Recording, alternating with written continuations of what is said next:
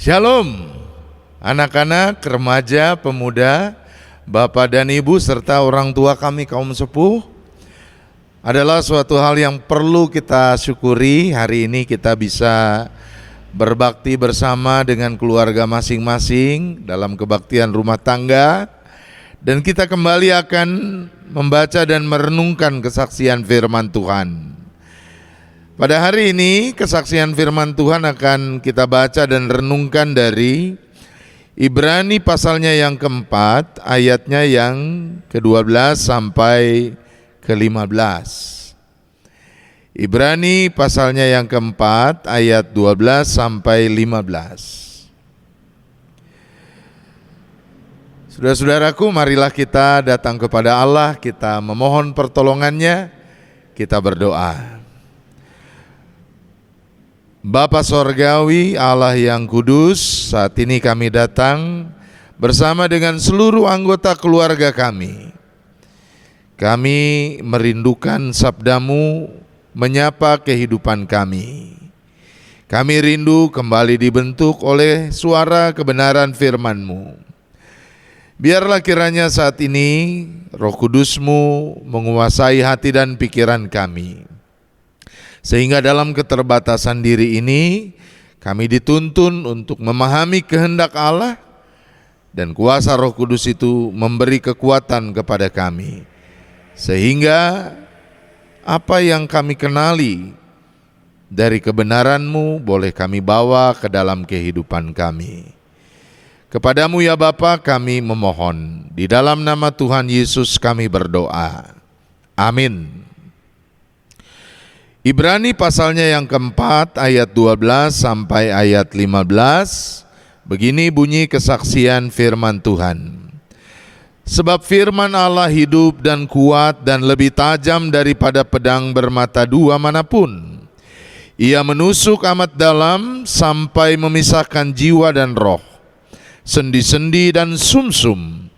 Ia sanggup membedakan pertimbangan dan pikiran hati kita, dan tidak ada suatu makhluk pun yang tersembunyi di hadapannya. Sebab segala sesuatu telanjang dan terbuka di depan mata Dia, yang kepadanya kita harus memberikan pertanggungan jawab. Karena kita sekarang mempunyai imam besar, agung, yang telah melintasi semua langit, yaitu Yesus anak Allah. Baiklah kita teguh berpegang pada pengakuan iman kita. Sebab imam besar yang kita punya bukanlah imam besar yang tidak dapat turut merasakan kelemahan-kelemahan kita. Sebaliknya sama dengan kita, ia telah dicobai, hanya tidak berbuat dosa. Amin. Sampai sedemikian jauh pembacaan kesaksian firman Tuhan. Berbahagia setiap kita yang mendengarkan firman Tuhan dan memeliharanya di dalam kehidupan.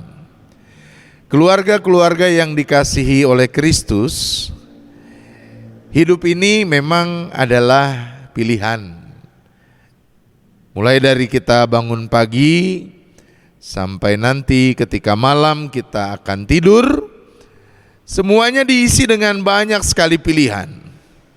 Mulai dari bangun pagi, saudara, kita bisa memilih untuk bersegera melakukan aktivitas atau mau bersantai-santai dulu, menarik kembali selimut kita karena udara pagi, udara subuh masih terasa dingin.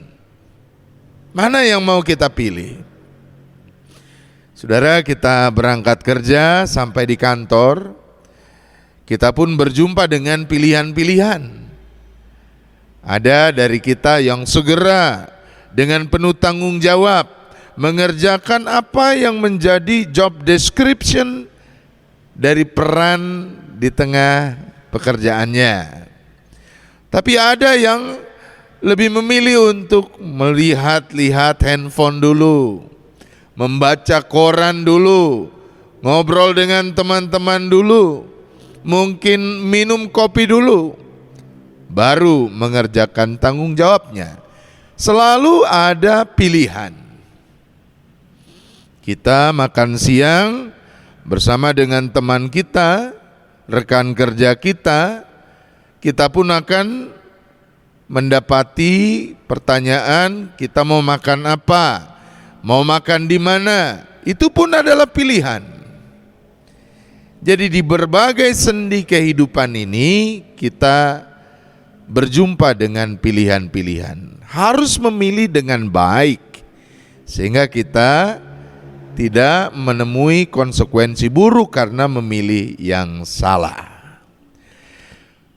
Saudara-saudara yang dikasihi oleh Tuhan, membaca firman Tuhan, kita pun berhadapan dengan pilihan. Kita mau menjadi orang-orang yang menolak perkataan-perkataan Allah yang menurut kita tidak mengenakkan bagi diri kita. Tidak enak didengar, tidak enak diterima di hati. Atau kita mau bersedia dibentuk oleh apapun yang dikatakan oleh Tuhan. Maka itu bergantung kepada kita. Saya pernah melihat satu video mengenai sepasang suami istri yang mengalami pergumulan berat. Mereka diperhadapkan pada pilihan, apakah mereka mau bertahan kuat atau jatuh ke dalam keputusasaan. Saudara, mari kita lihat bersama videonya.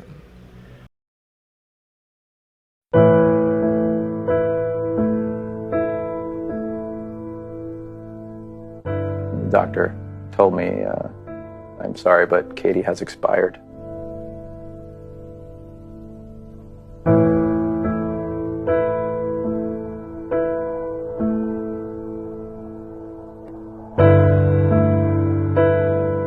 He said, I'm sorry, but Emma has expired.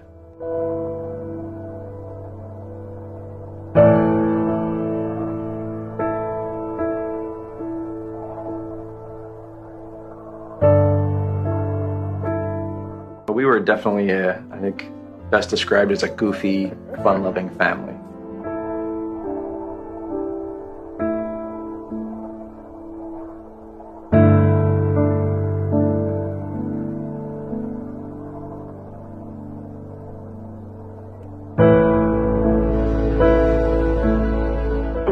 Emergency, what are you reporting?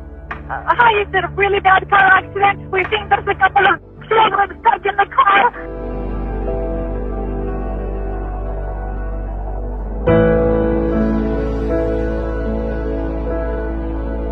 And I couldn't get them out.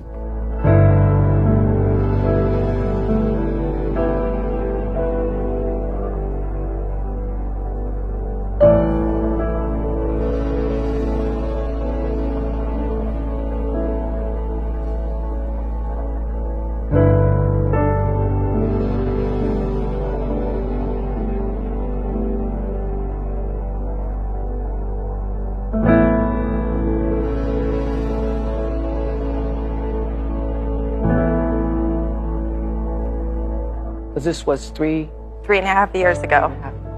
It was hard to get up to do your daily routines.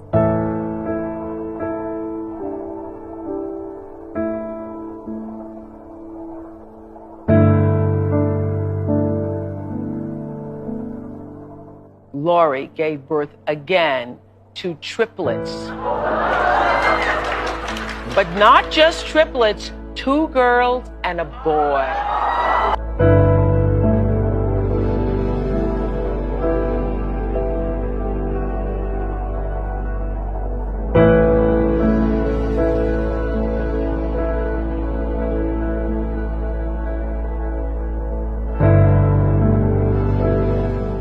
Do you feel the spirit of them through these children? Definitely.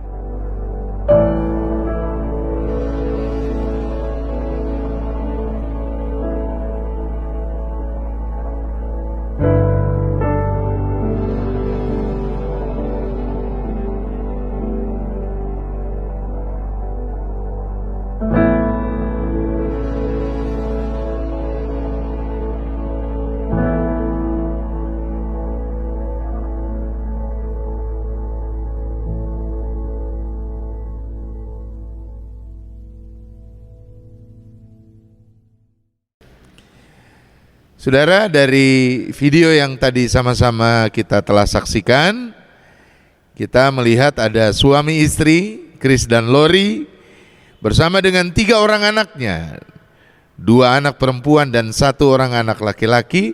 Mereka hidup bahagia. Memang mereka bukan keluarga kaya yang berlebihan, tetapi keluarga mereka penuh dengan cinta. Tapi satu kali ada bencana, ada musibah. Ketika ulang tahun dari salah seorang anak mereka, maka sang istri Lori bersama dengan 3 anaknya mengendarai kendaraan dan terjadilah kecelakaan. Ada sebuah truk dengan bermuatan berat menabrak mereka dari belakang dan 3 anaknya luka parah dan harus dibawa ke rumah sakit yang berbeda. Malang tak dapat ditolak, 3 anak mereka meninggal dunia. Saudara, mereka terpuruk, mereka kecewa atas kejadian itu. Tapi lambat laun, saudara, mereka yang tadinya menjauh dari Tuhan mulai mendekat. Dan konon mereka mulai bertekun membaca firman Tuhan. Firman Tuhan yang memang tidak semuanya sesuai dengan selera mereka. Karena Allah punya rancangan yang seringkali berbeda dengan apa yang diinginkan umat.